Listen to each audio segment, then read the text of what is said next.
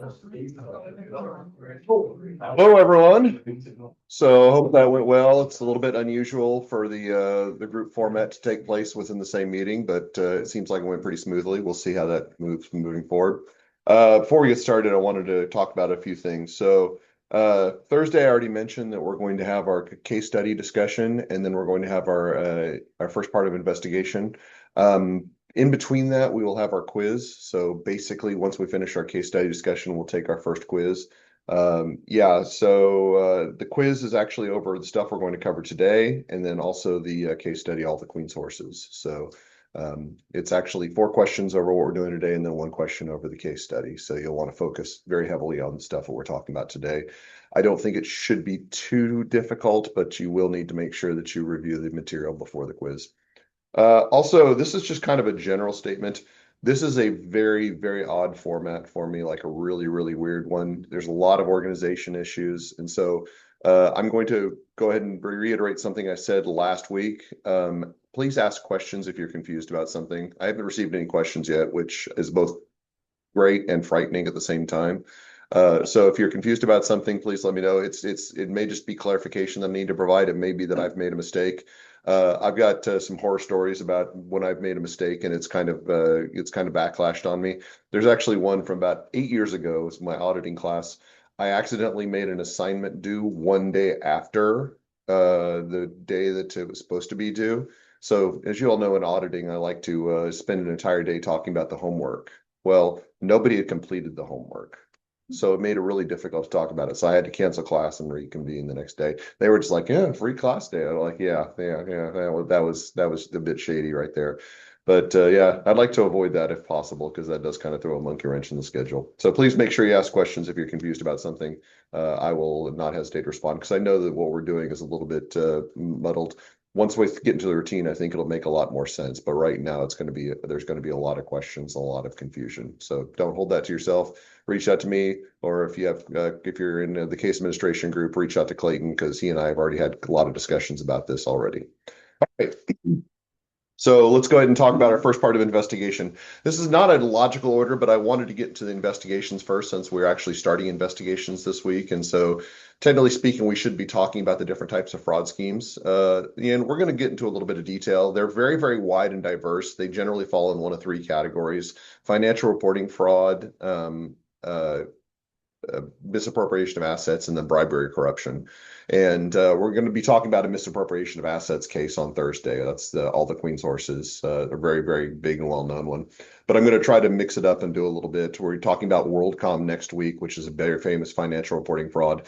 And then I think we're going to be talking about the FIFA bid scandal a few weeks from now. Is anybody a soccer fan? I shouldn't call it soccer. I should say football. That may offend the people who are like, no, well, football's American, Dr. Barnes. But yeah, so that's going to be kind of the foundation for the different types of fraud schemes. And we're getting a lot more into those in weeks 5, 6, and 7. But general 3 categories we know about. So how do we conduct an investigation on that? So there's going to be 6 steps to that. And happily, I have 6 groups. Okay, so I'm just going to go through these in order. The six steps of a financial fraud investigation. This could actually generally follow just a basic fraud investigation. And when I was looking at these and I was thinking about some of the fraud investigations I took part in, they made a little bit more, they were fairly consistent with those as well. But for a financial fraud investigation, we want to make sure we follow these steps. So let's just go through these. Hannah, what is our first step? And what is consultation? The meeting with the client to understand the fraud situation and reach an employment agreement. Okay. Now, does that make intuitive sense that we would have consultation to start? It's like we probably want to know what is the extent of the fraud and what is the nature of the fraud that we're investigating. And so consultation, I think, is a very first step to say, client, tell us everything you know so that we have a starting point for our investigation to start with. So yeah, pretty intuitive and straightforward. Then we move on to the second one, which is going to be what, Clayton? Examination. Examination. What is examination in this context?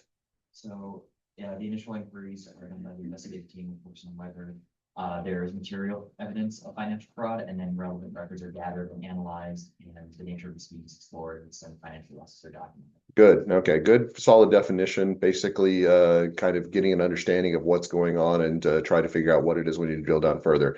By the way, does anybody know what the phase of the investigation we're going to be doing on Thursday is called? It's called examination. Isn't that crazy? Isn't that crazy? It's like that was intentional. Yeah. All right. So yeah, we're going to be doing some examination stuff on Thursday. All right. Then we move on to the third phase. Tyler, what do we got? Tyler W, I guess I should specify. I got confused about that last semester. I'm not going to happen. It's not going to happen this semester. Identification, Okay. What is identification? where we identify the parties responsible for the alleged fraud. Okay, that's a really, really important one because again, keep in mind that one of your deliverables for every one of these frauds is for every one of these frauds we're going to talk about is identifying the parties who are responsible for perpetrating the fraud. Sometimes this is going to be very, very easy and intuitive and straightforward. We're going to be able to identify directly one or two parties. Sometimes it's going to be a little bit sporadic because there may be lots of parties responsible, whether directly or indirectly. So we probably need to be as thorough in this part as we possibly can. Fourth step, Jared. This is background, Okay. and in this step, the personal, professional, and financial backgrounds of the responsible parties are thoroughly investigated. Okay. So this one's a little bit less intuitive than the other steps. Why do we need to go through a background check of this? Well, let's just answer this question pretty basically. So what was the name of the lady who we were going to be investigating or talking about on Thursday in the case study? Rita Crundwell. Okay, now she was the comptroller and another title that I'm forgetting off the top of my head for Dixon, Illinois. She owned a ranch with 400 horses. All right. So is that something that we would expect on an $80,000 salary? I don't know. You're college students. You may say $80,000 might as well be $1 million, but it's not. Okay, there's substantial differences between those two numbers. All right. So understanding the background of this individual may say, do we have a clear distinction or just clear motivation for why somebody might commit a fraud? It's like if you own a horse ranch with 400 horses and you're trying to pay for that on an $80,000 salary, either you're really, really good at raising horses and you can train them for a profit, which never happens, or you're committing fraud. Okay. So this is something to understand. What is the reason for the fraud? What is the rationale, among other details that we need to understand? All right. Fifth item, Meg. Okay. Relevant assets of relevant parties. We're going to characterize this throughout the semester as financial impact. Okay, so we need to understand, first of all, what is financial impact, but also what is the distinction between financial impact and asset discovery? And there's actually going to be a delineation there. So even though we're concerned about financial impact, we may need to understand the asset discovery simply because the financial impact may be greater than the existing assets. So in the case that we're going to talk about, when we're trying to recoup the losses, well, the assets that existed in Rita Crundwell's possession did not match the scope of the fraud that she committed. So when they tried to recover the amount, which is going to be a substantial amount, they went to her ranch and say, all right, you're going to have to pay for this fraud. It says, well, I don't have that amount of money. So it would be great in some situations if the scope of the fraud could be recoverable. There was actually an argument, is everybody familiar with FTX? Finance or trading against those of you in seminar auditing, we'll be talking about that at the end of the semester. But there's an argument that their asset discovery actually matched the extent of the fraud, so it was not really a fraud in that context.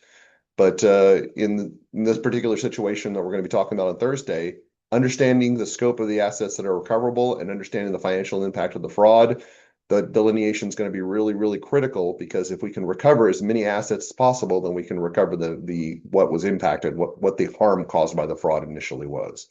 Now, again, those two numbers very rarely equal because when somebody's committing fraud, usually they're burning through the assets at a much greater rate than they're retaining them.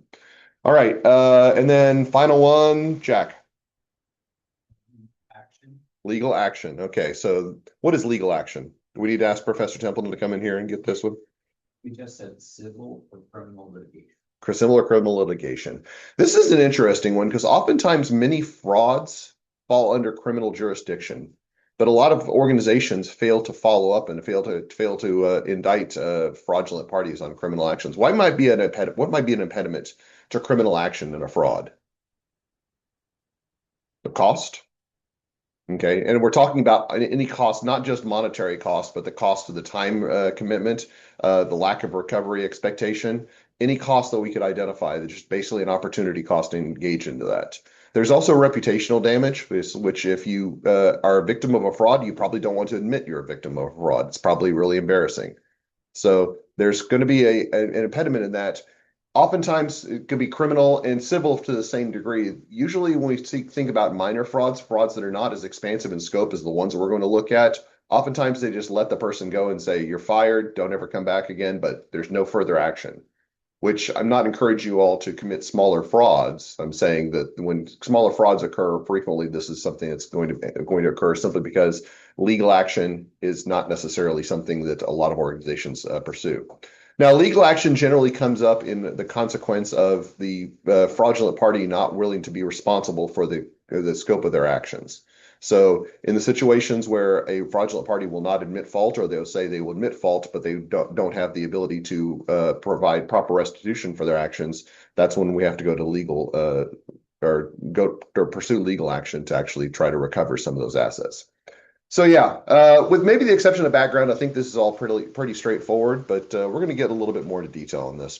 So according to section 1 of the second resources, what are the two most important principles of evidence in a fraud investigation, and briefly define each principle? So we're going to come back to you, Hannah. What were those two types of principles, two important principles? What were they? Relevance and weight. And what is relevance? Disprove a fact. Very good. Yeah, if it tends to prove or disprove a fact. Okay. So when we talk about relevance, if it provides proof or provides evidence against proof, then then evidence is going to be said to be relevant. What is weight? It's the evidence, reliability, and persuasive power. Reliability and persuasive power of evidence. So yeah, relevance and weight. Sounds like they may have drafted that from somewhere. What does that sound like to guys? I've got a bunch of accountants in the room, so they should know this. So yeah, does anybody remember statements on financial accounting concepts number 8? What are the two fundamental qualities of accounting evidence? Relevance and faithful representation. Faithful representation is just a fancy word for reliability, which is part of weight. Okay. I'm not saying the fraud examiners took it from the accountants, but there are worse resources to actually refer to. Now, again, I won't always refer to accounting, but it is forensic accounting. So that might say, where did we come up with this? And the answer is it probably is something that's drafted. Now, it's important to note we talk about weight. Weight is more expansive than faithful representation because it's not just reliability, but also the persuasiveness of the evidence. So if it's going to have weight, you could have reliable evidence that has no bearing on a case whatsoever. So we do need to understand, does it actually have some sort of impact as well? Section 2 of the second resource. So the primary types of evidence gathered during fraud investigation, and which type of evidence do you think is most common in a fraud investigation? So what are the 4 types of evidence, Clayton? First is witness statements, Okay. second, documents and data. Third is real evidence, such as sample construction material from a roadside. And the fourth is demonstrative evidence, such as photos, charts, and graphs. And we said that documents and data will probably be the most common in financial fraud investigations. Okay, first of all, verbatim from the source, so very well done. Okay. And secondly, let's just kind of take a quick poll. All right. So Clayton's group asserts that documents and data is the most common type of evidence in a financial fraud. How many people agree with that assessment? So pretty much unanimous. Well, I'm raising my hand too, so I agree to it. So let's take a guess. So I worked in financial fraud. Okay, I did several investigations. What percentage of the evidence that I collected do you think was documents and data? Let's do a ballpark. What do you guys think? Higher. I think it's about 90%. 90% of the information we gathered. Now, it's very interesting because we don't like to think of that. We like to think of, well, if we're talking about forensics and fraud, I've seen CSI, Dr. Barnes, and they never gather documents and data. This is always like gathering bugs and see how long they've been dead, or using a spectrum analyzer to see blood spatters on the wall. I want to say that's the fascinating stuff. That's why I'm here, Dr. Barnes. I got bad news for you, because documents and data are really important. We do need to understand the nature of documents and data. So at 90% of the evidence, I may be lowballing that too, but I wanted a nice round 10% number. So yeah, it may be closer to like 95 to 98%. Yeah. Now, that's not to say that this is necessarily saying this is the most explicit, most reliable form of evidence. When we talk about the two resources from question 2, relevance and weight. Documents and data may not be the most relevant or the most impactful of evidence that we can gather, but it's definitely one of those ones that's going to be very, very accessible, and one of those things that we can identify very, very easy and we can utilize and evaluate. But we're going to talk a little bit more about that as we move a little bit further on. So then we have this thing called prediction. Okay. What is, no, I'm obviously teasing. Okay, what is predication? Okay, what is predication? Because apparently some groups, they typed in predication and it just auto-corrected to prediction, which is really, really weird. So yeah. Yeah, I've heard the term predication, and the interesting thing is that I'm guilty of this too, but I've heard people use the term predication completely and totally wrong. They try to sound very, very smart about it. They try to use it wrong. So let's go ahead and define predication. All right. So Tyler, what does your group come up with on predication, the definition of predication? Predication is the reasonable belief that fraud has, is, or can occur. Yeah, okay. That's a very, very good, very straightforward definition. So it really depends on the source that you came up with. So I want to backtrack, okay? That is a good fraudulent based source, okay? Fraud based source. But let's go ahead and talk about the layperson's definition of predication. All right. If you go and you look at a logical definition, okay, just what a logic definition of predication, it says the affirmation of something about another, especially the assignment of something to a class. Now, in our situation, the class is going to be fraudulent actions, okay? But in this situation, can we say predication makes sense? Okay, can we say it makes sense? Let's use a predicated example, Classifying Dr. Barnes as an accountant is predicated on the facts that he's a CPA, works in public accounting or worked in public accounting and teaches accounting courses at Truman State. Is that a correct use of predication? Well, I'm assigning something to a class. In this case, the class is the class of being an accountant, and I'm providing evidence to support that. So predication in this context basically saying, can we provide evidence that actually supports our class assignment? All right. Moving forward, let's go into talk about a legal definition. So a legal definition says evidence of possible criminal action sufficient to warrant a change or inquiry. Now, this is a little bit closer to the fraud definition, but in our case, we want to know predication as it relates to fraud. All right. Now, the ACFE says, and I've actually got the ACFE Fraud Examiner's Manual says, totality of circumstances will lead a reasonable, professionally trained, prudent individual to believe that fraud has occurred, is occurring, or will occur. So this is one of those ones that we need to understand. Predication basically is evidence of fraud in the context that we need about it with respect to fraud. So this goes back to the 6 steps we talked about because I asked a question it seems it's a little bit of a given, but let's just go ahead and talk about it. Do you feel the 6 steps outlined in the first resource ensure proper predication in a fraud investigation, and then why or why not? Jared, I'm giving you the first really difficult question of the semester. Are you up for it? All right. So what did you say? We said that we do believe that the 6 steps ensure that the examiners have a reasonable belief that fraud has occurred. The steps establish reasonable belief by identifying the scope and extent of the fraud, by examination of evidence and the identification of related parties and backgrounds. The examiners are also able to connect the physical evidence with the situation combined with assets they may have discovered that the fraudsters obtained that are above their means. Overall, we do believe that these steps provide sufficient evidence to justify a fraud. Okay. I would agree with that, but let's just go ahead and let's try to do a negative proof of this. Is it possible that we could accomplish predication and leave out one of those 6 steps?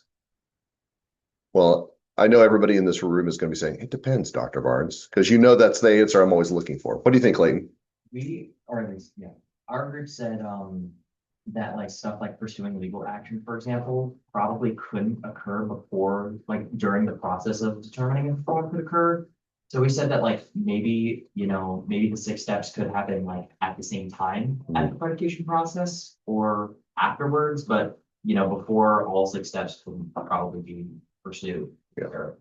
So it really depends on whether we put the cart before the horse or the horse before the cart. Okay. And I think that that's one of the challenges is that we're using the 6 steps to ensure predication and not necessarily predication to ensure that we have to use 6 steps. Now, the problem is that certain steps will not be useful in all situations, like legal action will not necessarily occur in all fraud investigations. So that's an example of where we could have predication without all 6 steps. But for the most part, to ensure predication, we need to be prepared to follow all 6 steps in this investigation process. So that's the case.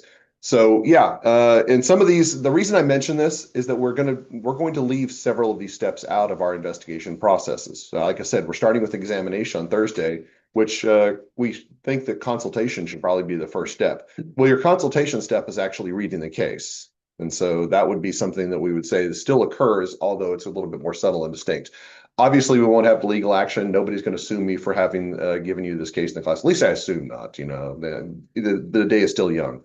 So yeah, the idea that we could actually have predication through fewer steps is certainly possible, just not likely. Okay, moving on to question 5. According to the fraud examiner's manual, some of the tasks that may take place during fraud investigation include obtaining evidence, reporting, testifying to findings, and assisting in fraud detection and prevention. So these are fairly straightforward by definition, but what I wanted you to tell me is, do you think that the task is mandatory or situational, and provide a justification for your answer? All right, so Meg, I'm over to you. Obtaining evidence. Did your group say it was mandatory or situational? Mandatory. What was your justification for that? Okay, and I would agree with that. It's very difficult to make an assessment without evidence. That doesn't stop the internet, okay? But it's very difficult to make an accurate assessment without evidence, okay? And when we talk about evidence, we mean legitimate evidence that meets our criteria that we've talked about before. So obtaining evidence, mandatory. We're going to stay on that. Okay. Second one's reporting. Jack, reporting. What did your group say on that one? Okay, what's the justification for that? That because the fraud investigation was conducted for a reason and provided results to determine whether or not the fraud was detected. Right. So it really doesn't make sense to conduct a fraud investigation without a proper report. In fact, it would be very, very difficult for us to justify any actions without final follow-up on that. There may be reasons that people do not want to have reporting taking place, but for the most part, we need to be expecting that reporting will occur in all situations. So mandatory reporting for the reasons that Jack described. All right. Then we have testifying to findings. All right. Back to you, Hannah. Testifying to findings. What does your group say? It's situational because it's only needed if the case goes to court, which would not happen. Right. So legal action does not always occur, so it's situational. All right, good. And then assisting in fraud detection and prevention. Clayton, what'd your group say? You said situational because, like stuff like prevention, for example, does not necessarily fall into the hands of the investigator at all times. Prevention may be more of a manager's duty. Yeah. So yeah, it breaks my heart to say that you're right, but yes, you're right. Because I really want to, as a fraud investigation, assist in fraud detection and prevention. I think it should always happen. If a fraud occurs, then the organizations may want to follow up and do necessary due diligence after the fraud. What might be the biggest impediment? Pretty logical one. Why would an organization say, oh, fraud occurred, we don't want to implement the proper controls to make sure fraud doesn't occur again? Why? Cost. Okay, cost. So we're not going to talk about this at length, but how expensive do you think fraud investigations are? Very expensive. Just for context, I did a fraud investigation in Denver that took about a week. It was over a fraud that was a misappropriation of assets that ended up being approximately $2,000. The fraud investigation itself was $20,000. So the fraud investigation actually cost more than the fraud itself. Why do you think the organization was willing to pay 10 times the amount of fraud to have the investigation occur? Well, the obvious answer is they didn't know the extent of the fraud, so they were concerned that it may be much, much larger. But after $20,000, when we said, hey, we could got some suggestions for you so this doesn't occur in the future, they're probably, we're good. $20,000 is plenty. Okay. We don't need to spend a lot more money. That's probably the biggest impediment right there, which we would expect to see something like that occur. All right. Question number 6. According to the second resources, what are some factors that affect the weight and persuasiveness of evidence, and how do these factors relate to the concepts of evidence that we've discussed in other courses? Okay. So what are these two factors? Tyler W. We identified 3: the source, whether it was direct or circumstantial, or the credibility. Okay. So I was looking at different ones, but I think that those are still relevant. Let's go ahead and talk about the ones that I've identified. So I identified the term corroboration. Did anybody else see that one? Have you heard that term corroboration before? Okay. So what does corroboration mean? Corroboration means, can we validate our findings through other forms of evidence? So corroboration, really, really important. It's one of those core concepts that we've talked about with evidence collection. Also, I've identified something called rebuttal of potential defenses.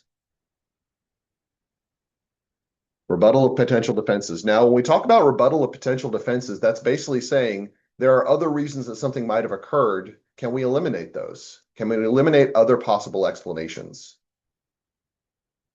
There's actually a term that's used to describe this. It's called diagnosticity.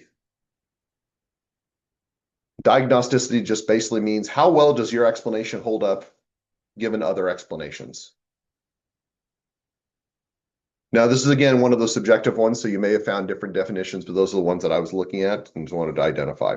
Something that may be a little bit more straightforward, though, is we're going to talk back to the question types of evidence we talked about in question 3. So just as a reminder, that was going to be our witness statements, documents and data, real evidence, and demonstrative evidence. So what did we say the one that was most common in financial fraud investigations was? Documentation. Okay. Documents and data. So do we think that's probably the most reliable? Okay, so let's go ahead. We got a little bit of different. I saw one person nodding their head, one person shaking their head. So we got a difference of opinion. So if that's the case, then Jared, let's go ahead and see what your group said from most to least reliable. So we ranked them, documents and data was number 1 as most reliable, real evidence was 2, witness statements was 3, and then demonstrative evidence was 4. Okay. Is that fairly consistent with what everybody else found? I mean, I'm not saying it's exactly the same order, but is that consistent? Now, again, this is subjective. This is not a correct answer, but I do think that this is an interesting discussion to have. What were some differences that other groups had? Does anybody want to volunteer? Clayton, what'd your group say? I agree, but physical real evidence is the most reliable. Okay, and I would agree with that. I would agree that I think real evidence is the most reliable because if you say, okay, I want to know the address of a building, I can say, well, here, I'm going to write down the address of the building and hand it to you. All right. Is that the most persuasive form of evidence? Well, if I write down that's a document, okay? I could write down the wrong address. All right. So the document itself may not be the exact one, but if I go to that address and I physically see the buildings at that address, then I can say, yep, that's actually right there. It's right there. So I think the physical evidence may have more reliability. This is my opinion. Okay. This is not fact, but this is the argument that I would make for that. But I do think those are 1 and 2. I do think physical evidence and documents data are 1 and 2. What about demonstrative evidence and witness statements? Do we think that that's properly ordered? Witness statements being number 3 and then demonstrative evidence being number 4? Again, this is subjective. This is subjective. So the argument that I would say is that it doesn't really matter. We think that those are definitely less reliable than the other 2. I put witness statements as the last one because I've got way too much experience in people committing falsehoods. Okay. What do we know about when we take a testament from something that somebody says, when we complete inquiries? People can lie. Yes, people can lie. They can lie, or they can forget, or they can have incomplete information. So I think that witness statements sits at the end. Again, I think that the tiering is probably more important than the actual ordering here, but I would say very beginning is going to definitely be real evidence and documents and data. Maybe not in that order, but I argue that order. And then the bottom is going to be demonstrative evidence and witness statements. Again, what order it's going to be is subjective. All right, last question. This one was a little bit tricky one. I wanted to throw a little bit of a curveball your way, and I'll do that pretty frequently with these questions on here. Things that you're going to say, this doesn't make any sense. I don't have any alignment, because it looks like that there are 6 elements of proof and there are 6 concepts, or 6 steps in a fraud investigation. And so it sure makes sense that we want to actually identify and say, all right, here's this one, here's one. That's natural human activity. We see 6 items, we see six more items, we want to align them to 1-to-1. Did all the groups align 1-to-1? I tried to do it initially and I said, nope, doesn't work that way. Doesn't work that way. So let's go ahead and break this down. So the elements of proof, what do we have? We have any act or omission, including a misrepresentation. Any act or omission, that's number 1. Including a misrepresentation, that's number 2. The knowing or recklessly misleads or attempts to mislead, so that's misleading is number 3. A party, so we have to identify the 4th, the element of proof. But to obtain a financial or other benefit, number 5. And then number 6, to avoid an obligation.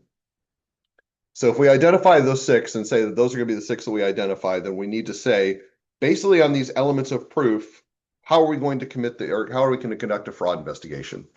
All right, so this is not an easy one. And again, I'm probably not going to go too much in depth on this particular question on the exam, but I thought it would be fun to talk about because I enjoy talking about fraud.